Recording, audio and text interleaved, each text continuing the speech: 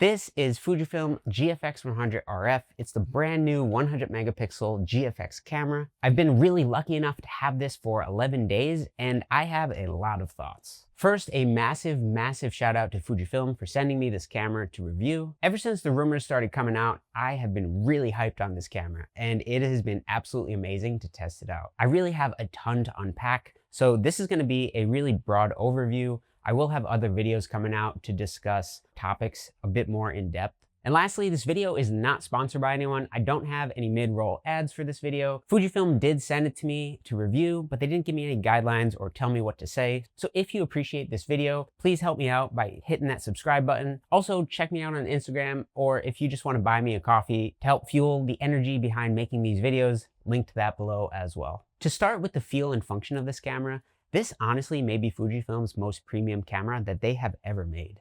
Everything on here feels hyper high-end, and pretty much it's like an Apple product. Everything has a crazy level of finishing. With this camera being a merge of the XF and GF line, everything has a pretty familiar feeling. The first time you use it, you'll kind of be going through all these buttons and you'll be like, wow, this feels familiar, but it also feels just a little bit more premium. So these buttons on the back, the perfect elevation, and they have a really nice click, a much higher end feel than the X100VI. They imported the joystick from the GFX, which I personally like a lot better than the stick joystick on the XF series. All these knobs have a refined, coarse level of knurling that is just much more elegant. As you probably know already, this new top level is machined out of one piece of aluminum. It has a very elegant finish. It's different than the X100VI, and it looks really premium. You really have to see it in person. Even down to things like the focus select, really satisfying to change. The coarse knurling on these top knobs is carried over to the lens and of course the lens adapter. And honestly, I'm really excited to see what Fujifilm does for the next line of larger GFX models. Maybe they will be more premium like this camera, although if they're gonna add a bunch more to the price, maybe don't go that premium, but this is really nice. In terms of the sensor for this camera, like we've discussed, this is a 100 megapixel sensor. So if you currently use a 100S, 100S2,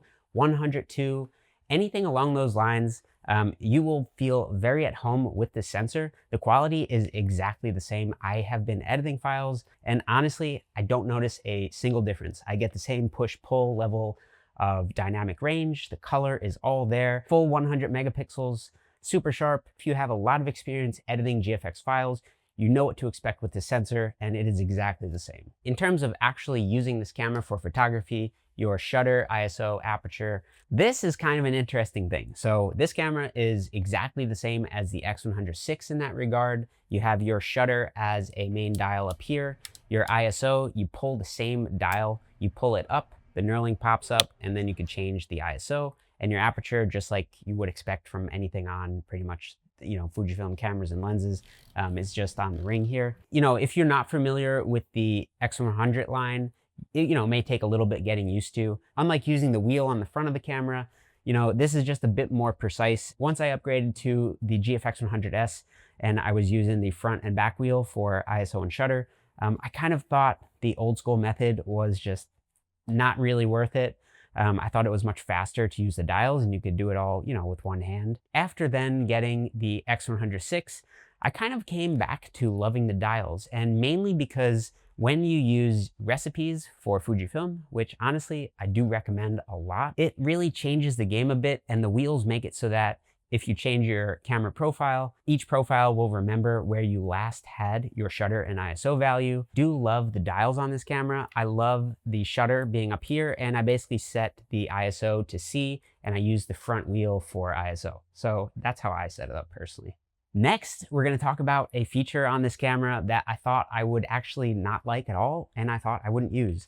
The zoom lever. So the zoom lever is on the front. You could zoom in as you shoot or zoom out. And it just basically gives you a preview of what it looks like when you crop. I think if you had to really break this down, this is a very visual camera. I use the crop lever every single time I use the camera. And honestly, I think it's really game changing. At least for me, I think a lot of this camera is what features you think you will use the most and what will help you elevate your photography. And then we have the aspect ratio dial. A lot of comments on this dial is that, you know, it's right front and center in the back of the camera, and it's very apparent that it's there. I'm gonna be honest, a lot of the times it was pretty invisible to me. I don't have any love or hate towards this dial. I'm pretty neutral on it.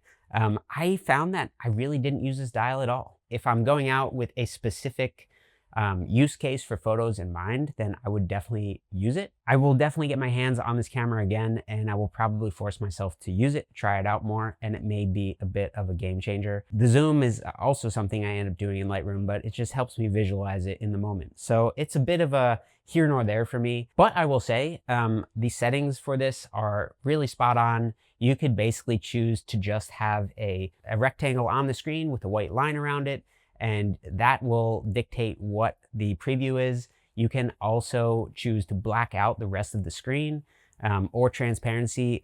They really nailed the settings on this, so I would definitely recommend trying it out. Let's talk about this rangefinder. So obviously this is a digital EVF.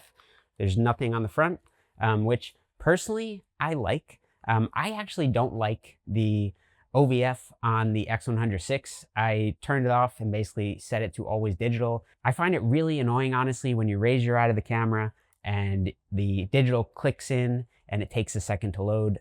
This one is much better. A lot of times when I'm using GFX100S2, if I take a photo and I really want to check the focus, a lot of times I just look at it through the viewfinder, and it really helps me just check, especially outside, day or night. Sometimes it's just too bright to really check the focus on the screen, so it helps to really look through the EVF and check the focus. So the size and weight of that camera. This is a massive, massive difference in size. Basically, this is lighter than the body of this camera, and it has a lens on it, which is just mind-blowing, and you're not really gonna appreciate it unless you already use a GFX and you're using some of the heavier lenses. Even their Pancake 50 is not really that compact. It's not really a pancake, it's a stack of pancakes. If you are interested, just go to your local camera store, physically hold it. It will really kind of blow your mind. The X100 does feel substantially smaller now, but honestly, they're in the same ballpark. If I did have both, I would be really curious to see if after a couple weeks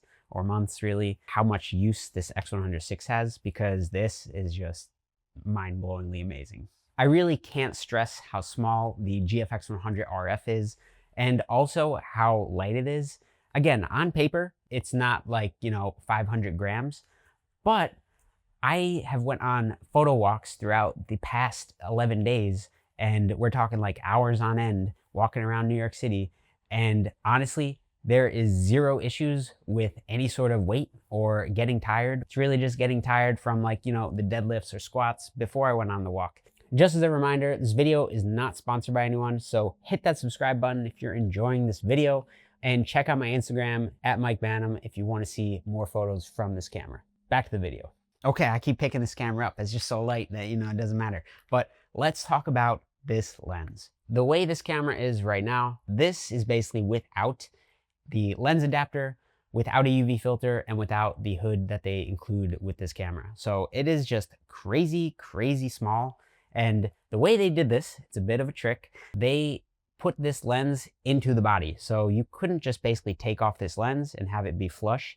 This lens sticks into the body. So it's a bit of a trick. I believe they do that method on a lot of fixed lens cameras just to make them as compact as possible. But in my opinion, this is what a pancake lens should be. One-to-one comparisons, the quality is pretty much identical.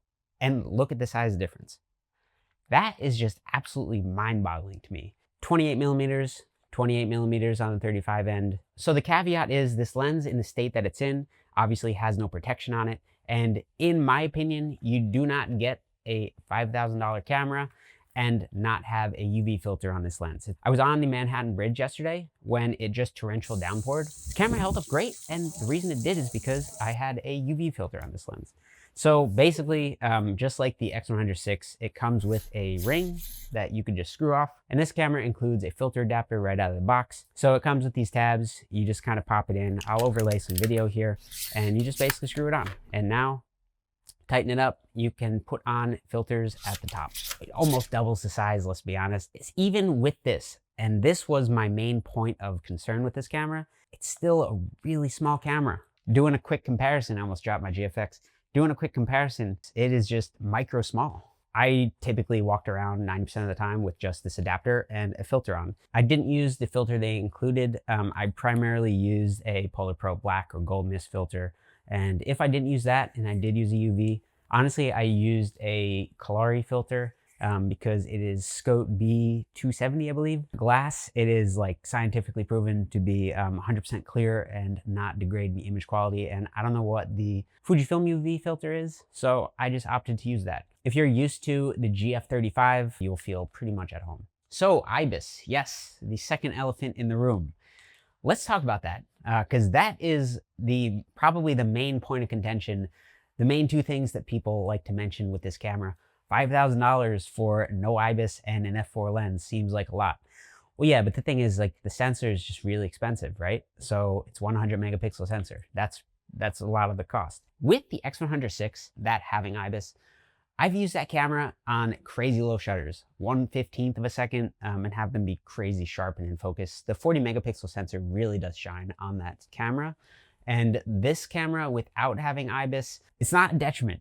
You will be okay. You just have to slow down just a little bit when you're using this camera and really focus on your shots. So instead of walking around blasting a ton of shots, not really thinking about it, and maybe ending up with 5 good ones, well, this camera, you got to slow down a little bit and think about, compose, and get some shots. And you'll probably have more shots that are top notch than if you weren't thinking about your shots. But the question is this camera usable without IBIS? And honestly, the answer is yes. So I have shaky hands. If you've watched all my videos and you see me holding stuff up, it's largely because I either worked out previously or like I'm drinking a lot of coffee, things are going on. So I have pretty shaky hands. I would not say otherwise. During the day, this camera is super easy to use. You can set your shutter really high. There's really no issues. At night, you're gonna have to lower that shutter and raise the ISO, which again, don't be afraid of that. This is a GFX. We can handle a large amount of dynamic range. But for me personally, I don't really like to go below 1/25 of a second. Ideally, 1/250th of a second. I have gotten some shots at 1/60th of a second, and I believe I got a few shots lower than that. Shutter shake is real on this camera. If you are walking around at night and you just quickly raise the camera, take a picture, it may be out of focus. What you really need to do is think about how steady your hand is and focus on your breathing. You have to act like you're a sniper, right? Breathe in, breathe out, and then take a picture, something like that. This camera did take a little bit to get used to being 100% real. It is definitely not ideal. I would have rather had this camera have IBIS. If you're out at night taking a picture and it's a pitch black area, but there's like a traffic light that's lit up, yeah, if you're using like a GF55 1.7, you're still gonna have a lot of grain in the image and you're still gonna have to jack your ISO up. That being said, if I end up buying this and the Gen 2 comes out and it has IBIS, we'll probably pick that up, just being honest. So, daytime photography, how does this perform? Exceptional. You can obviously raise your shutter really high and not gonna get any out of focus shots unless you're doing something crazy. I really had a blast using this camera during the day. I went on a bunch of early morning walks, midday walks, early sunset walks. All the photos look absolutely amazing, easy to lock focus. What I will say, one thing I did have an issue with when I was at the Botanic Gardens, it was a bit overcast. So unfortunately, I had to lower my shutter just a little bit. And that I did find it was really hard to basically hold this camera up super steady, because again, we talked about how my hands aren't super steady. I did find it hard to like nail focus when it was windy day and the flowers were moving and I wanted to get focus in on the center of the flower. That was pretty challenging with this camera. There was a few shots where I spent like 5 minutes trying to focus. I switched to my GFX100S with the 20-35. It was like one click and it was like golden. So things like that, yeah, it may be a bit rough, just being honest. Otherwise, bright sunlight, there's really nothing to report. Let me show you some of my favorite shots that I did take during the day.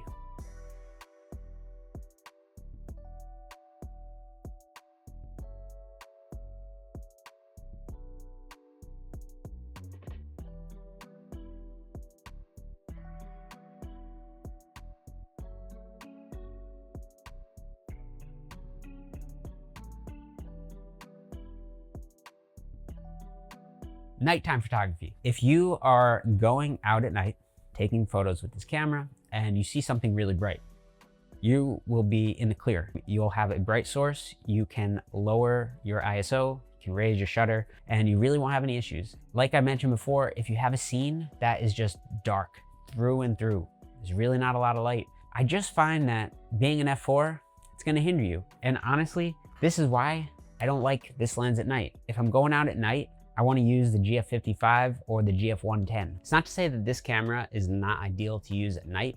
You just have to know what the strengths are of this camera. You have great dynamic range, but if you are gonna be taking a photo of something that is just ultra dim all around, there's just one small light source, you're probably gonna have to lower your shutter, crank the ISO. You just have to know how hard you can push and pull these images in post, and it takes a bit of a practice. Let me show you some of my favorite shots that I got at night, handheld.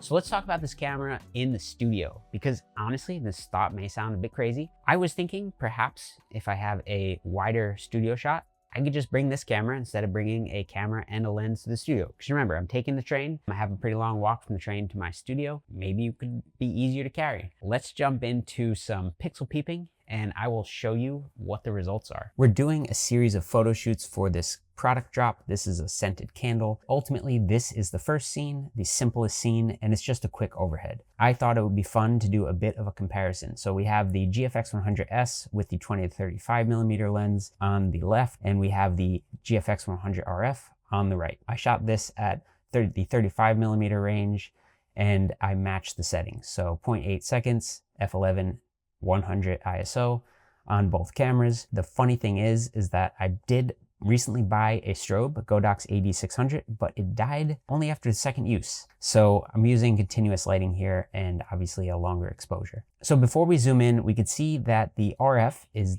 zoomed out a bit more. The tripod was set up at the exact same height. All I did was swap the base plate and put the RF on. So that's kind of interesting. I read a few comments about this, that it's actually wider than 28, the 28 equivalent. And zooming into the first box, just like the RF was a little bit zoomed out, viewing the full picture, RF is obviously a little bit zoomed out here. And just doing a bit of a comparison, they look pretty similar. I'm not really seeing anything too different here. And looking at this candle, let's bump into 200% here. And the interesting thing here is we could see that the RF has a bit of chromatic aberrations going on. We got some teal and magenta in the letters. Actually, I think if we look super close, we could see a little bit here as well on the 20 to 35 millimeter lens. I'm not too concerned. One, if you did want to use this in the studio, you could take this out super easily, and it's nothing like the GF80, which would be, pretty extreme. Also, if we look at this skull in the corner, this looks just super sharp on both. This text at the bottom looks really sharp. Overall, I mean, this is looking great. So I did my best to match the zoom a little bit, looking at this box in the bottom left. And as we can see, the results look pretty similar. The focus, I believe, was on the candle above, or the first box, the blue box. So it's looking like, maybe the tripod wasn't 100% leveled in 3D space. This isn't hyper sharp, but ultimately the sharpness level looks about the same for each camera. And moving over to the right, we have the candle, the matching candle. This looks pretty similar. I believe I had my ISO set to auto, so I would disregard any sort of color matching. It looks like the highlight, looks about the same on both. We're not really seeing anything too crazy here. The sharpness looks exactly the same. And moving up, we have the black box here, and honestly, it's looking pretty similar. I'm not really seeing anything too different. Maybe the RF is slightly softer, but it's really, really hard to tell. I don't think so. And looking at this last candle here, it looks pretty much exactly the same. I'm not really seeing anything too different. Let's just look over to the velvet over here. Pretty much the same. Remember, we're zoomed in a little bit more on the 100S. So this looks a little bit, more zoomed in, more pixelated than this, which, makes sense. So ultimately, I guess after looking at this, if you wanted to use the RF in the studio for product work, I think you definitely could. As long as your product work calls for a wider lens, like 35mm 28 equivalent, something really wide overhead shot, something like that. I think this would be a great thing if you just wanted to bring it to the studio and, you know, leave your heavier GFX at home every once in a while. I think it's totally acceptable. To briefly talk about autofocus with this camera, so if you are a GFX user, you pretty much already know what to expect. It's interesting, right? So previously on a normal full-size GFX, you know, you could blame the sensor, the massive shutter that has to click down to take the photo. This camera, the shutter is now in the lens since it's a leaf shutter. I would say I had a pretty standard GFX experience with autofocus. It pretty much aligned with what my expectations would be, I would say, and then some. I didn't really do anything too out of the ordinary that I wouldn't do with the GFX camera. So I'm not really going around expecting to burst crazy shots of birds or, you know, I did take a bunch of pictures of people. I'm trying to branch out a little bit. I really never used to photograph people in the streets. In doing a bunch of street photos of people, I would say if I did have the people subject detection on, it did work really well. Honestly, it probably works. Off the record, I would say it works a little bit better and faster than the normal GFX100S2. I did do a little bit with animal eye detection, photographing my dogs, just in the backyard really, nothing out in public. I would say it definitely works on the faster end of the Fujifilm autofocus, primarily due to the lens. The lens being so small, I would say it definitely helps the autofocus a little bit.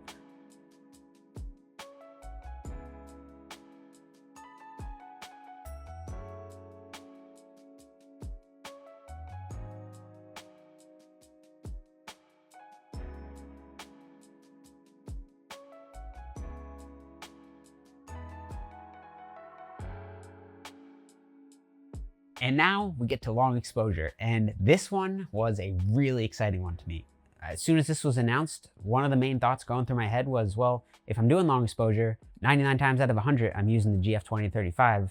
How does this camera work if I'm just using the fixed lens attached to it? Will it even perform? And I will say, yes, it does. It is absolutely mind-boggling to me that I can bring around a hyper small GFX and a tripod, the heavy part being the tripod, and go out, set it up, long exposure, on to the next scene. Just keep walking around and you're not sacrificing literally any quality. You got 100 megapixels, you got a killer lens that is really sharp and just performs as you would expect. You even have a built-in ND filter, which you can use that as well. So this is honestly a great camera for long exposure that probably a lot of people are going to be sleeping on. The one confusing thing, if you are going to use this camera for long exposure, the shutter wheel at the top, it only goes down to 1 second.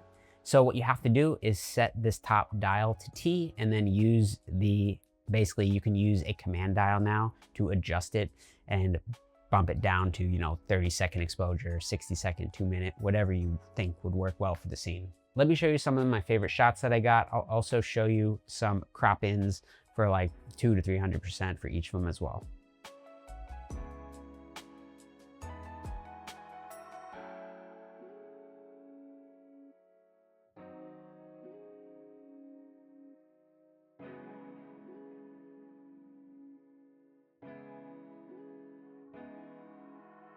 Things to note with this camera. I'm going to be fully honest, I did not use the strap that's included. I think it feels really nice and premium. It's basically a rope strap, but it has a piece of leather on it for some comfort. So out of the box, Fujifilm includes this lens hood. It's honestly very nicely made. The quality is superb, just like everything else on this camera. Included, they give you a UV filter, which I don't know what the quality is of this glass. So honestly, I didn't want to use this and find out later that it was subpar. And then it affected all my images, and then I'm going to be telling you guys what my thoughts are on these images, that they didn't compare to other GFXs. So honestly, I didn't use this. I used my Kalari filter like I mentioned. That being said, the Kalari and the Polar Pro filters have a little bit of a lip around some of the filter. The Kalari is a bit more aggressive. Polar Pro just has a few spots that are raised above your standard circle.